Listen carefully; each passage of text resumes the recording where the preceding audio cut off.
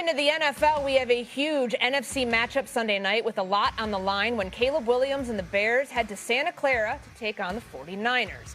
Both teams are 11-4 this year. That has the Bears atop the NFC North currently, and the conference's 2 seed, while the Niners are second in the NFC West and in position as a wild card team. Both the Bears and 49ers are still in the hunt for the 1 seed, but it's very dependent on who wins this game.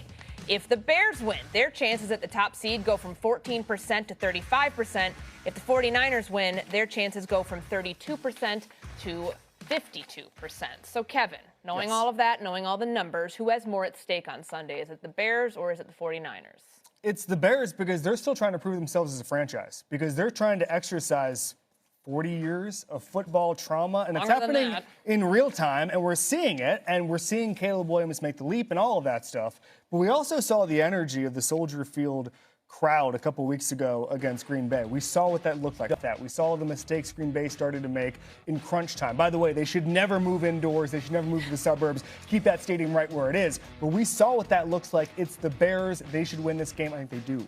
RC, who you think? I think you still have questions about the 49ers, and that's why I believe that this game is important. There's no way that you can erase out of your mind what Phillip Rivers had the ability to do in the first half of that game against Robert Saleh's defense, a defense that doesn't stop the run efficiently. They can't put pressure on the passer, and if you are going to win any games in the playoffs, you have to be able to do that in the NFC. Now, this is Kyle Shanahan's, in my opinion, this is his best coaching job of his career. He should have Coach of the Year considerations, but to be able to win this game, to then go win an NFC West game and be the #1 overall seed is exactly what this team needs. Christian McCaffrey has put this team on his back the entire season. Brock Purdy's reemergence into the starting lineup after coming off of injury has bolted this offense into one of the best in the world, right? I was talking to Morstead this weekend, and he was like, I don't punt no more, right? He was like, I don't know. This man just kicked it to the net the entire game. If you can find ways to get stops on defense against the Chicago Bears and make the playoffs, come through Santa Clara with a first-round bye, I believe that's their only chance to get to the NFC Championship. It's important for them to win this game. We found another job Mike T could do. He could be the Niners punter.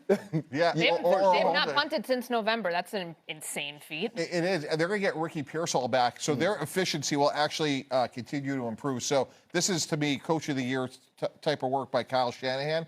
And I do think if they get home field advantage and they only have to play 2 games and then play in the Super Bowl, it'd be absolutely remarkable. And their offensive line, to me, is playing as good as any in the league. But their defense is a massive concern.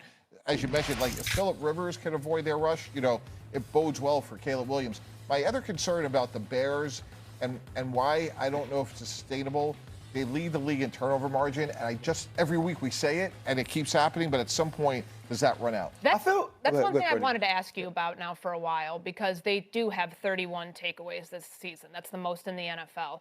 To do that without a consistent pass rush, how rare is that? No, it's rare. I mean, like Lovie Smith, Coach Dungy, those were guys that really emphasized the turnovers, and they were great at it for a decade.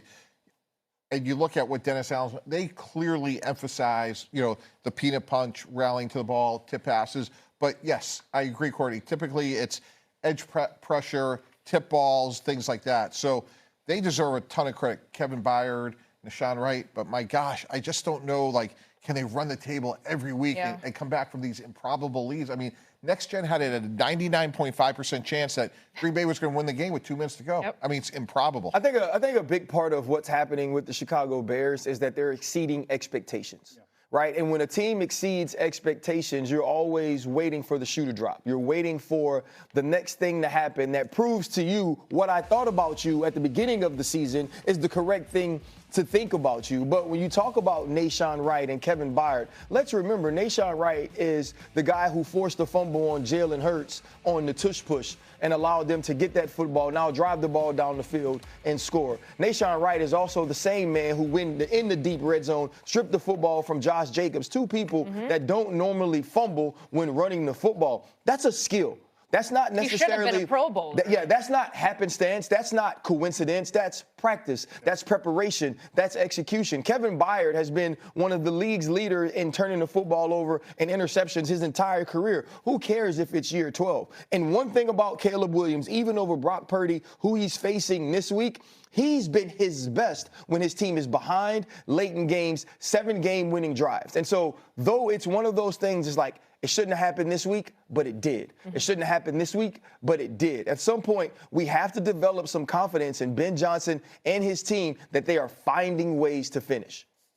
All right, let's pick this game because I know. So both Kevin and Mike T are saying that the Bears have more at stake. You're on the island with the 49ers. Mike T, who wins this game? 49ers, going with them as the home team. And again, I think they'll have such an emphasis on ball security. I just wish their pass rush was average. I feel even better about it, but I'm going with the 49ers. I'm going with the Bears. I just think this offensive line in Chicago, I mean, that's the story of the season for me. Second most explosive runs in the league. Their offensive line, Caleb Williams' fatal flaw was he held on to the ball too long last year. Okay? That's still a flaw. He's holding on to the ball longer than he did last year. It doesn't matter because Ben Johnson is leaning on his escapability, and the offensive line is keeping him upright. This Bears team is for real. Give me the Bears. Yeah, I'm taking the Bears as well. Monungai and DeAndre Swift.